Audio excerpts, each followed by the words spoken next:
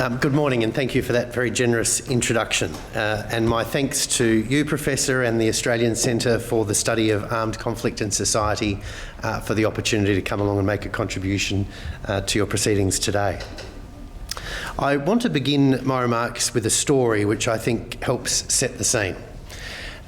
Many years ago, I was in Honiara. It was during the period Ramsay was operating, Kurt Campbell, then the Deputy Secretary for the US Department of State, was coming to town, and I and a number of others were to brief him about where Ramsay was at. And it was at a moment in time when the United States was in full gear talking about the pivot. Hillary Clinton was Secretary at the time.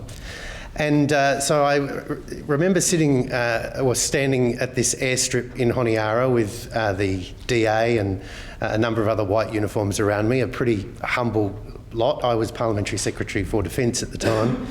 When Kurt Campbell arrived in Air Force 7 or whatever it was with 170 of his closest friends.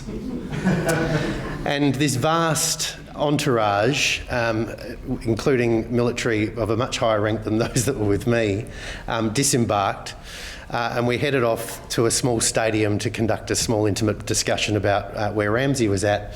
And before the meeting started its formalities, I was talking to Kurt, who I'd met a few times by this stage, doing the small talk beforehand, and he'd just come from Australia. And so I said to him, well, how was your trip to Australia? And he said, well, it was terrific. You know, we caught up with the government, with your leadership, and they had some fabulous insights about how America could be doing a more nuanced and careful job in Europe.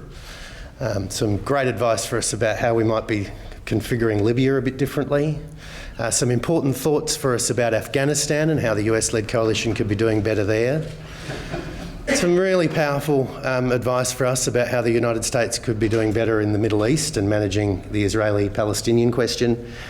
Of course, Australia's always got some great advice about how the US could be doing a finer job with China. So we really went around the world, and the Australians had some terrific advice for us, and we dutifully took it all down. And then, of course, I said to my Australian counterparts, this is Kurt, of course, okay, well, listen, thanks very much for all of that. Now, how are you guys going with Fiji? And of course, there was mumbling and silence and an awkward moment in the meeting. And I think that story is a nice scene setter, if you like, for the remarks that I want to make to you today about where I think Australian policy needs to change for the better. The most recent articulation of Australia's strategic outlook can be found in the 2016 Defence White Paper. There, Australia's three strategic interests are set out. The three strategic defence interests are set out, those being the pursuit of secure northern approaches and sea lines of communication, a secure nearer region, including the maritime Southeast Asia and South Pacific, and a stable Indo-Pacific region and a rules-based global order. In the pursuit of all three of these strategic defence interests, it's plain that Australia must have an intensive focus on our own region, our own primary operating environment. Put simply, Australia has an enduring strategic interest in preventing or mitigating any attempt by nearby states to develop the capacity to undertake sustained military operations within our approaches. Preventing such a circumstance sits at the heart of our maritime strategy. Australia conceives of itself as a medium power. The global community, and most particularly the United States and our other allies, look to Australia to provide leadership in our own immediate region, particularly in the South Pacific, as Kurt Campbell's comment reveals. This expectation by our allies and by the global community represents a proper appreciation of Australian diplomatic, military and economic power and influence. As a medium power, we don't want to live in a global community where might is right. Instead, it is plainly in our interests to promote a world system that's rule-based, lawful, stable and peaceful, and where the central role of the UN and other legitimate multilateral forums is supported and respected. While Australia does not nurse the ambition to develop global power projection capabilities, we should have the capacity to shape our own neighbourhood and, if necessary, act decisively there. In that thought, let us contemplate our wider strategic circumstances. Our neighbourhood is changing, and it's changing in a manner that will place greater demands upon us. The US role in the Pacific is of fundamental importance to Australia. The US military presence in the Western Pacific since 1945 has enabled peace, stability and strong economic growth throughout the Asia-Pacific region. The US emerged from its failure in the Vietnam conflict in 1975 stronger in Asia than ever before, because its position was not contested by either China or Japan. Southeast Asia has enjoyed political stability and economic growth, and ASEAN eventually included both Vietnam and Cambodia. In recent years, however, the old certainties of the US settlement in the Indo-Pacific have been challenged. An assertive People's Republic of China has expanded its military capabilities. As we have witnessed recently in the context of the South China Sea, there is a growing question in the minds of regional states about the long-term strategic purpose of China's military expansion. China has demonstrated a determination to project military power from its continental seaboard into the South China Sea, to the unease of its neighbours. ASEAN has been split as to how to respond to China's coercive behaviour. Relations between China and Japan have deteriorated too, over sovereignty over disputed territories and waters. And tensions in the Korean Peninsula have grown ever more explosive, with North Korea engaging in flagrant provocations. Together with this changing and more threatening grand strategic environment, Australia must grapple with intensifying challenges in our very own neighbourhood, in the area our Defence White Paper contemplates as the ADF's primary operational environment. Australia's strategic thinking is explicit concerning our role in the South Pacific. It is a priority destination for our foreign aid. It is where the Australian Federal Police's International Deployment Group has its most important missions. And it is a priority task for the ADF to contribute to stability and security in the South Pacific. For the ADF, this involves conducting military operations in coalition with others as required, including in relation to protecting our nationals, providing disaster relief and humanitarian assistance, and on occasion by way of stabilisation interventions, as occurred in East Timor in 1999 and 2006, and in the Solomon Islands in 2003. The Australian response to the recent tropical cyclone Winston in Fiji is the most recent demonstration of the fact that we have particular responsibilities to assist our neighbours in dealing with humanitarian and disaster relief needs. Undertakings such as Ramsay in the Solomon Islands and Operation Cathedral during the 2012 PNG national elections demonstrate our commitment to support stability and security in the South Pacific. The fact is, given our size and resources, Australia is expected to take a leadership role in the South Pacific if these states are overwhelmed by natural or man-made crisis. Given this expectation in both the global community and in our own strategic guidance, the expectation that we play a leadership role, we need to ask ourselves the question, how are we doing? And how is the South Pacific region doing? Following independence in the 1960s and 70s, there were times of considerable optimism in the South Pacific. New political structures emerged, independence was achieved peacefully, first-generation jet aircraft brought more tourists, village agriculture became commercialised, family planning programs had some impact and foreign aid poured in, especially from Australia, New Zealand and the United States in their respective spheres of influence. Despite their small size, the Pacific microstates could join the community of nations and their economies could, once again, become viable. Today, that dream is dead. The countries of Melanesia have been crippled by lawlessness, corruption, political turmoil, ethnic strife and poor economic performance. Whereas the Polynesian states are characterised by linguistic and ethnic unity, the Melanesian countries are famed as the islands of Babel, with the highest ratio of languages to inhabitants found anywhere in the world. For example, Vanuatu has one language for every 2,000 inhabitants. Such linguistic diversity is a significant factor dividing the population in ethnic conflicts and making nation building even more difficult. Melanesia has now emerged as the unstable and violent part of an otherwise peaceful Oceania. PNG experienced civil war in Bougainville from 1988 to 1997, a constitutional crisis in 2011, and an army and police mutiny in 2012. Fiji has experienced 4 coups between 1987 and the present day. The Solomon Islands Parliament had to invite in a regional armed force to re-establish order in 2003, and Vanuatu has experienced a revolt of its paramilitary police and has had a series of near-coup changes of government. Asia has proven to be quite happy to deal with weak Pacific Island states, and legitimate Asian enterprises have used illegitimate payments to politicians and officials to secure business goals, especially logging in PNG and the Solomon Islands. The overlogging of the Solomon Islands is now close to completion. Soon the natural forests of the Solomon Islands will be cleared, with the Asian loggers leaving behind more immense economic and environmental costs. The savage clearing of the natural forests of PNG and the Solomon Islands is symptomatic of weak states beset by poor accountability and endemic corruption. Several of the microstates of Polynesia and Micronesia now appear to be no longer economically or environmentally viable. The development of larger wide-body jet planes now means that Trans-Pacific Airlines overfly mid-Pacific airports. Today, many islands are not only served by smaller aircraft, with relatively higher operating costs and higher fares per kilometre, but so too with the shipping industry, where containerisation has meant larger container ships, fewer ports of entry, and a decline in the frequency of service. Less frequent service means importers must hold larger stocks, with consequent rises in operating costs and higher prices to consumers. Foreign aid has provided levels of healthcare and infrastructure that island economies probably cannot sustain from their own resources. Aid has boosted urban wage and income levels relative to those attainable in agriculture. Education, modelled on the systems of the former colonial powers, has given young Pacific Islanders a desire for the wider individual opportunities available in Pacific Rim countries. The young and growing populations of Southwest Pacific nations harbour aspirations and consumer tastes that their states cannot satisfy.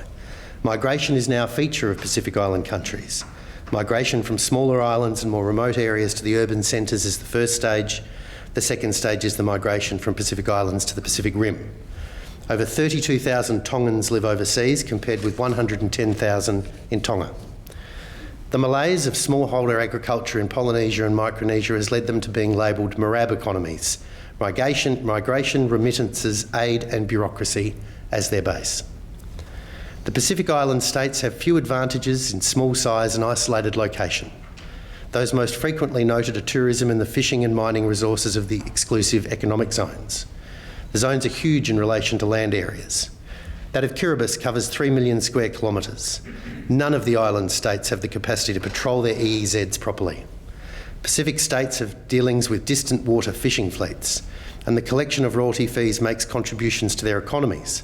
But if fish stocks are depleted, the benefits of this may be transitory. Land and fresh water are so limited in the Marshall Islands, Kiribati, Tuvalu and the Northern Cook Islands that the building of onshore facilities is impractical. In the case of ocean floor minerals, the capital costs of exploitation will be huge and the technology will be available only to a few major powers. A small island nation will be in a very weak negotiating position unless a unified regional approach can be adopted. What happens to a society in which no one has to or can work? Will an environmentally devastated island retain its population? Global climate change, with the likelihood of significant rises in sea level, is widely accepted as probable. Kiribati, Tuvalu and parts of other island states have little land higher than a couple of metres above seawater. Whole atolls could lose all their habitable land. Alternatively, and more likely, the freshwater lenses may be destroyed and the islands rendered uninhabitable. Where will the environmental refugees go? Who takes over the international rights of a state that has disappeared beneath the waves? Who will exercise the artificially maintained rights of sovereignty over an uninhabitable island? There will be people who are interested in doing so. There have been cases in the Pacific Islands in which interests of doubtful probity and intent have sought to obtain some of the rights which normally reside only in internationally recognised states. In an era of global terrorism and transnational crime, it is not impossible to imagine organisations which might benefit from being able to issue their own passports, establish financial institutions, or undertake the functions of a state for criminal and terrorist purposes. The failing states of the South Pacific will continue to generate low-intensity civil conflicts where weak state regimes are facing increasing threats from non-state actors such as militias and criminal gangs. PNG and the Southwest Pacific Island states together represent a zone of states in crisis. Each confronts significant economic, environmental, population and political challenges. In Melanesia, the crisis of the state is already acute. These security challenges require a more sustained, assertive and strategic approach from the Australian government. Nominating, time does not permit me to talk about any of these in detail, but I'll be happy to deal with this in questions. But let me just nominate 6 areas where the Australian government needs to bring a new focus to our own region. The first is in the Pacific Maritime Security Plan, the follow-on program from the Pacific Patrol Boats program, a program that could and must play a very important role in maritime control and surveillance across the South Pacific. The second is continuing to have an enhanced defence engagement with PNG. The third is a refocus by our nation on the regional integration project through structures such as the Pacific Islands Forum. Fourth, a stronger investment in the Pacific Transnational Crime Coordination Centre and a stronger mission across the region for our Australian Federal Police, because policing is a vital part of this equation. 5 is foreign aid. And 6, Australia must wrestle with some of the questions that will soon confront our own region. Bougainville and the independence in Bougainville, the ensuing political conflict between Bougainville and PNG. Where is Australia's thinking on this critical question? An independence referendum in New Caledonia is due in the next few years. What is Australia's position on this question? We have important happenings on the horizon in our very own neighbourhood, and we have no articulated position by Australia on what it is we seek to do and how we seek to do it. The Indo-Pacific has moved to centre stage in global affairs, at a moment when the global rules-based order confronts new and dangerous stresses. We are witnessing this right now in the Ukraine, in the Caucasus, in Syria and the Middle East, and in the South China Sea. The demands upon contemporary Australia are now greater. Australian leadership in the South Pacific is, like the region itself, fragile and in a poor state of repair. Australia's leadership in important national projects such as Antarctica is in a state of steady decline. Our grand strategy needs to become clear-eyed and focused. Our national power well organised and appropriately resourced. It isn't. Whereas in defence policy, the bipartisanship around the 2016 Defence White Paper and the goal of 2% of GDP secures the defence component of this challenge, a whole-of-government approach still eludes us. Foreign aid has endured further cuts at the hands of the government this week and is now at a mere 0.022% of GDP. The bipartisan target of 0.5% of GDP is long dead. This dramatic underinvestment undermines Australia's capacity to shape our own neighbourhood and ensures that aid donors from outside the region, external non-traditional actors in the South Pacific, will continue to be a strategic factor going forward, and they'll continue to be able to shape opinion across our region going forward. The Australian Federal Police can play a crucial role in this region, as Ramsey is a fine demonstrator of, a police-led mission. It's police capability in a country like PNG that is most desperately and urgently in need of growth. There are 6,000 police in Papua New Guinea today, and there were 6,000 in 1975. And yet in that time the population has doubled.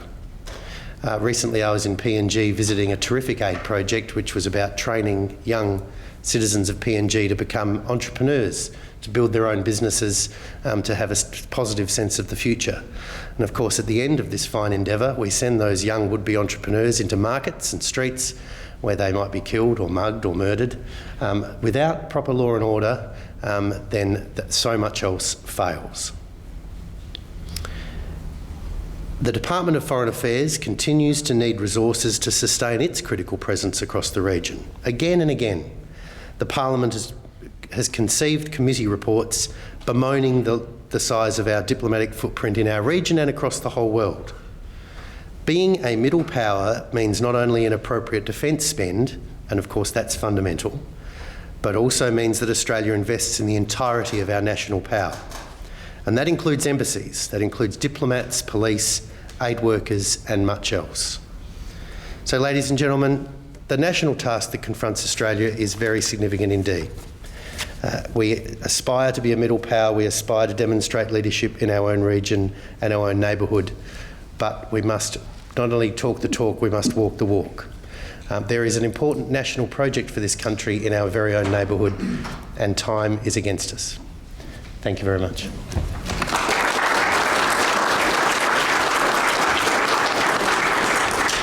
Can I ask David, you've talked about walking the walk. How are you going about getting your colleagues to walk the walk with you so that you don't look around when the extra funding is needed and find a certain sense of loneliness? Well, that's a very fine question. The challenge, of course, is that we not only talk about whole of government, that we live it. And that means that on my side of politics, simply by way of example, not as a partisan comment, that we do have a joined-up conversation when we talk about strategy. And that joined-up conversation, as I hope I've given you a taste of today, is not only that we focus on the defence and military components, and of course they are fundamental, but that we also talk about the other components. The police component, the foreign aid component, the whole of Australian national power needs to be focused on a task rather than it being siloed. And that means joined-up conversations in the Parliament. That means joined-up conversations at the Cabinet, Shadow Cabinet, NSC, Shadow NSC level.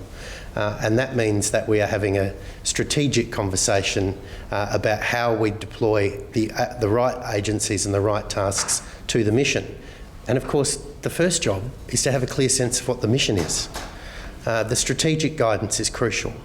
And again in defence white papers, we've talked about the South Pacific. We do not want for strategic guidance in the defence space, but again and again, we need governments that are committed to the task. It's not sexy politics in the streets of Australia to do much of this stuff, but it is absolutely vital. And I often make the point out there in Voterland, and I'll be doing a lot of this over the next 60 days in the longest election campaign in history. It's great to start it like this. That foreign aid, for instance, needs championing, because foreign aid is not simply philanthropy. And again we see politicians strut the stage who say, well, before we spend money abroad, we've got to help ourselves at home. Rather than spending money in on foreign aid, we need to be doing X, Y or Z and meeting an unmet need in Australia. And the point, of course, is this. Foreign aid is not simply philanthropy, although it is that. It is not simply charity, although it is about alleviating poverty.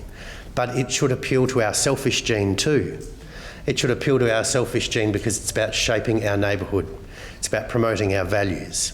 It's about ensuring that peaceful and stable and prosperous states populate our region and not fragile and failing states.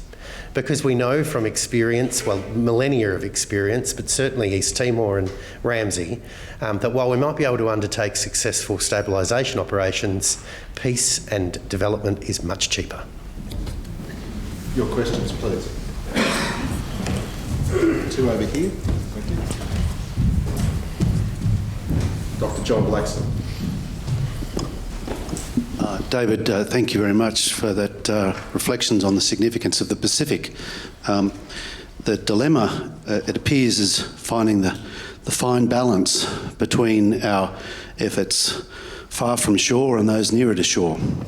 The efforts far away have been, we've talked over the last couple of days, kind of incomplete in terms of strategic guidance. There have been niche contributions that have been relatively token. When we've done things in our patch in Bougainville, Solis and Timor, we've made more of a concerted whole of government effort.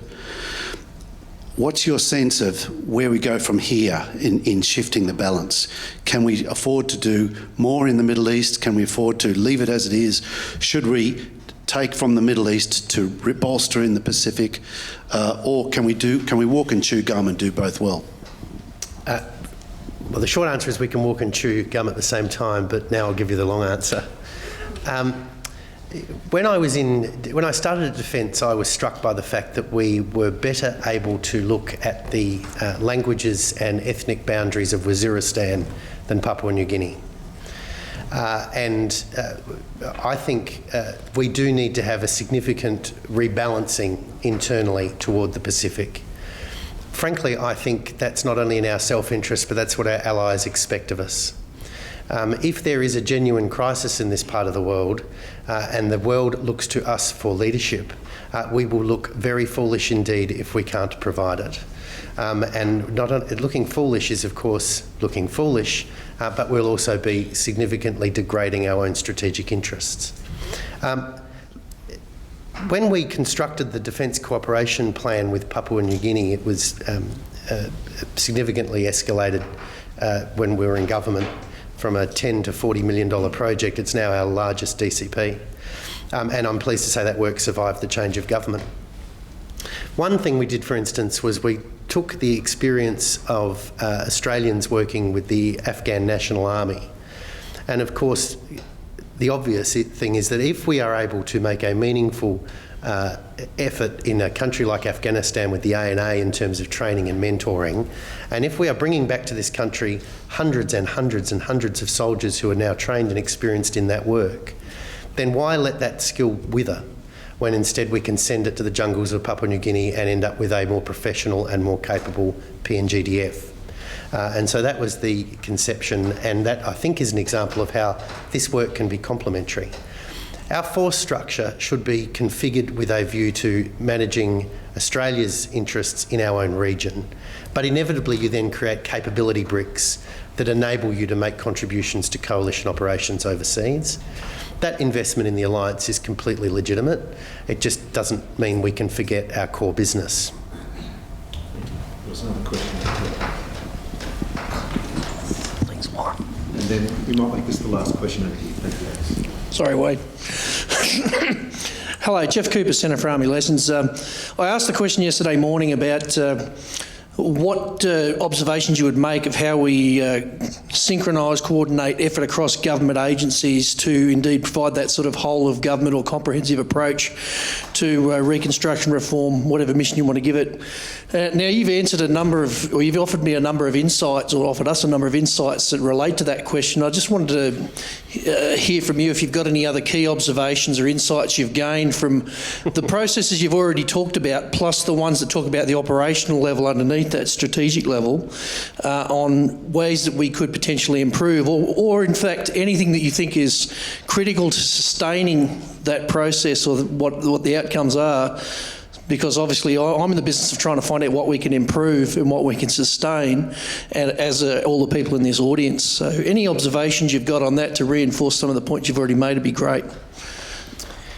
Sure, I guess all I'll probably end up sharing with you is stories of pain and frustration. But I think the biggest learning I got from our period in government was the critical thing that's required is leadership. There must be, that the government must have the will. And from that, everything else flows. Richard Marles was then the Parliamentary Secretary for the Pacific Islands, and I guess with me in Defence and him in DFAT, we were both very passionate about our work in the South Pacific. There were a whole range of efforts we undertook where again and again I found that inside the wider public service and the ADF were all of the skills and capabilities we needed, or at least the beginnings of them. The weakness again and again, frankly, was the leadership and the will. It has to. I think that's. Of course, that left me with an absolute resolve to get promoted. I think, frankly, it's got to be the political class of all political hues has to step up to the plate and lead. That's why God invented Parliament and governments. So as I say, I mean, plenty of enthusiasm, sometimes long neglected and needs a good watering in parts of defence and the public service more generally, but it needs leadership from government. So I think that's probably not a very satisfactory answer, but it shouldn't leave you feeling powerless. The point, of course, is that these issues are only going to become more and more acute. They cannot sit ignored in a back room forever, and we can't have this moving feast of ministers who aren't in their areas for very long and who prefer Brussels to our own region because it's cooler and more polite. These issues aren't going away. And as I tried to canvass in my remarks, as these states fail or disappear or degrade, and it reflects more and more on our immediate interests as well as our wider reputation, Australian politicians can't escape the fact that we are going to need a regional mission and we need to and that will need a whole of government focus. And your own parliamentary colleagues are with you on this? Yes, I mean, I'm blessed at the moment in the sense that in terms of, it's not my job to make election announcements here, but yes, is the short answer. I think in Bill Shorten, in Tanya in Foreign Affairs, we've got people who've just recently travelled through the region. They did a tour of the region only 3 or 4 months ago. Hired a private plane, visited a whole bunch of South Pacific countries. All of our senior shadows have spent time in PNG in particular. I think there's a level of literacy about the South Pacific and passion for it, which is a nice moment in time because, as I say, it's in our national interest. Thank you. And Wade, thank you. Look, thanks very much for your presentation. I must say I'm really encouraged to hear you advocate the appropriate emphasis on the Southwest Pacific, and to hear terms from you like grand strategy are really exciting for military officers, I think, to hear. Much of the conference focus has been on getting the policy settings right and a continuity in our approach that some seems to have been lacking or difficult to achieve. I mean, we could all lament Nirvana, you know, a grand strategy statement, very clear, leadership resourced. But until there's a dire need established, like the narrative that there is a problem, I think leadership and resources will come when the people are convinced that there is a problem. I suppose what I'm asking you to sort of speculate upon is, if Nirvana's a little way off, and we're going to have some improvements in how we deal with things now and soon into the future, what practical improvements would you see sort of actually being established? Now, a speaker in the conference has advocated for a national security advisor, the re-establishment of that position, empowering of that position. What are the practical improvements you could see taken in small steps to head towards that more advanced stage of a grand strategy? Thank you. Was there anyone from the AFP's International Deployment Group participating in the conference? Bravo. Oh, great. Okay. I'm a big fan of you guys, and this is relevant to my answer. In terms of the National Security Advisor, I don't instinctively look for structure to fix some of these problems. I mean, you obviously need better joined-up conversations in places, but frankly, the NSC and some of the structures around it should accommodate that already.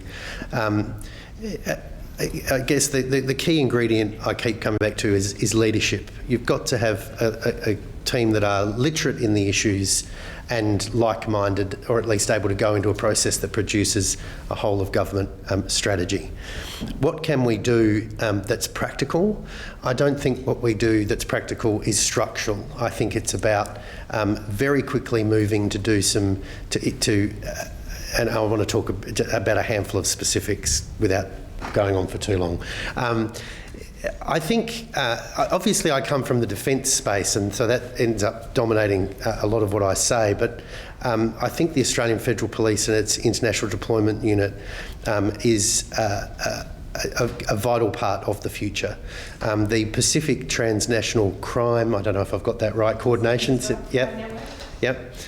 Is the kind of structure that could be grown and enhanced very quickly so that it had a bigger and more effective footprint across the South Pacific. Last time I visited the centre in Samoa, it was cheap as chips, frankly, from a government perspective. And there are other structures like that in the region. The one that I was very passionate about was the Regional Fisheries Surveillance Centre in Honiara. They sort of got sick of me visiting them in the end, and although not really, because I kept turning up with money. And of course it was Navy surveillance officers that made a vitally important contribution to that centre, and I had visions of growing that into a regional surveillance centre to support the work of our patrol boats, which was an ingredient of the Pacific Maritime Security Plan. My point really is this: very quickly, we have the ingredients for success in the region and we can grow them very quickly. The defence cooperation programs, building the AFP presence across the region so we strengthen police capability across the region.